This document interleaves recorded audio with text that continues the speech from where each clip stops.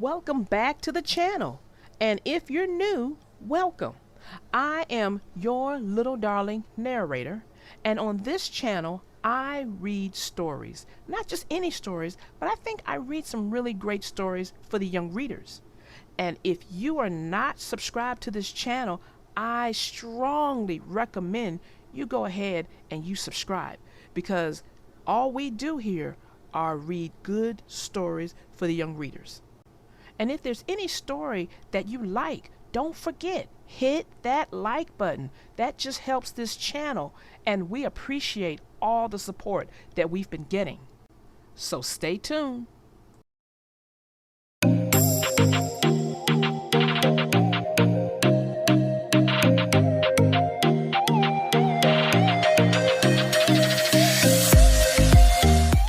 The name of this story is called Arthur and the True Francine by Mark Brown.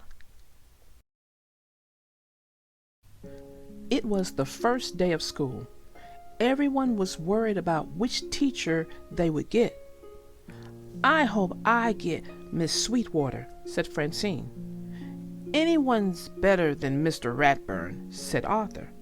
"He sleeps in a coffin," said Buster, "and drinks human blood." A big black car drove up. "Who died?" said Francine. "Maybe Mr. Ratburn," said Arthur. A girl got out. "I'm Muffy Crosswire. Where's the third grade antenna ears?" "Just ask for Mr. Ratburn," said Buster. They all laughed. Everyone read Mr. Ratburn's class list first. Francine groaned. "Not Ratburn," shouted Arthur. "Impossible," said Sue Ellen. In Mr. Ratburn's class, everyone sat in alphabetical order. No talking unless you raised your hand. Muffy was teacher's pet. Mr. Ratburn even believed her when she said the cat ate her homework. Francine always seemed to be in trouble, but Francine and Muffy were best friends.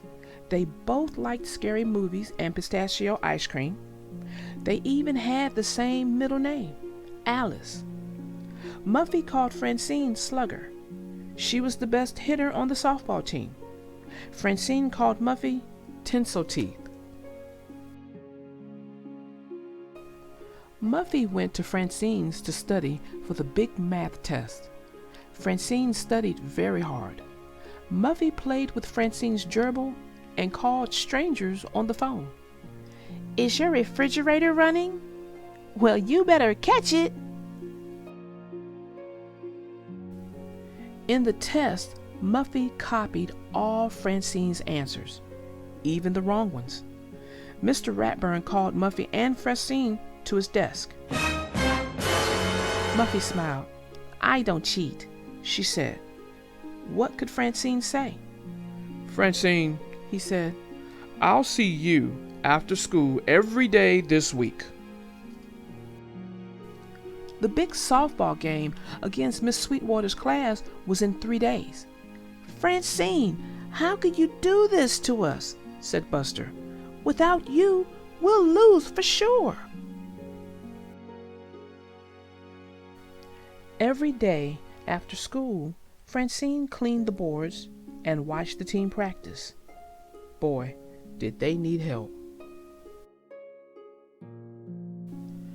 Every day, Muffy waited for Francine, but Francine walked right past. Muffy couldn't eat or sleep. Should she tell Mr. Ratburn the truth? It was the day of the big game. Miss Sweetwater's class already had 2 runs when Muffy ran to find Francine. "Help! We need you," said Muffy. "Mr. Ratburn says you're up." "Not unless you tell him the truth," said Francine. "Well, put on your mitt," said Muffy. "I already did." Francine saved the game with a home run. Everyone cheered and shouted, "We're number one! We're number one!" Muffy yelled, "Yeah, Francine! Way to go, slugger!"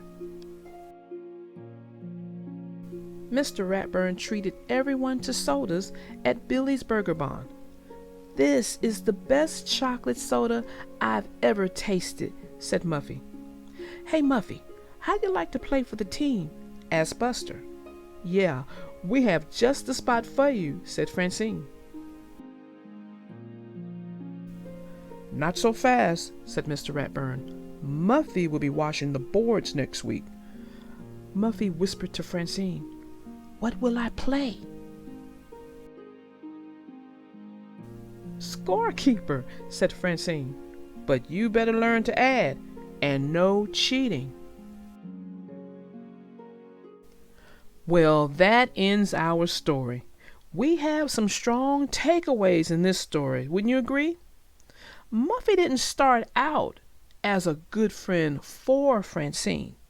Now notice I said for Francine and not to Francine. And of course, really, she was neither in the beginning, for or to. But let me explain to you what I mean, the difference between. Someone who's a good friend to you, that's more of your perspective, your perspective of it. And sometimes you don't see the big picture or the full picture of what that person is really in your life. And I say that because if a person is good, a good friend for you, then a lot of good things happen when that person's around in your life. That's a good friend for you. Okay? Now, you are the one who would say if a person is good to you, because sometimes people feel obligated when they say to themselves, "This is a good friend to me." You feel obligated to that person, and you just won't, go to that place where you think maybe not. So that's one of the things that Muffy was being with Francine in the beginning. Now, understand when it comes to friends, you want to pick good friends, okay? And you want to stay away from what I call fair-weathered friends. Fair weather friends are friends who are gonna be there when everything is good. You're in that particular friendship, you're doing probably more for that person than that person is doing for you in that particular friendship. And the moment things go bad or start to go downhill, they're gone. They're not there anymore. It's all you. So that's kind of what a fair weathered friend. And Muffy, she appeared to be somewhat of a fair-weathered friend. She was really sucking up all of the friendship, balance in that particular friendship, where Francine ended up doing most of the friendship work in that particular, friendship. So that's kind of what you want to be aware of when it comes to friends. You want a friend that if they're going to be your friend, they're going to be 50-50 in the friendship. They take on as much as you take on, and you both have a, share in the good that happens because of your friendship. So that's what ended up happening towards the end when Muffy realized Francine just was not having it anymore. Once she realized what she was doing, using her, she used her for study time, she used her for cheating on.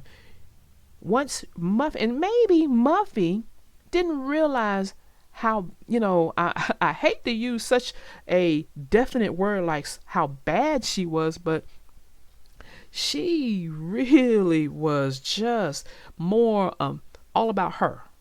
It was all about Muffy, and Muffy realized towards the end of the story, it really isn't all about you, Muffy. And once she realized that, she was able to open up, and friends were able to kind of look and see, well, maybe she is worth being a friend. So that's kind of how you want to take a look at that. So that was my takeaway from it. I hope you got one out of this story. And until next time, my young readers, I am your little darling narrator, out.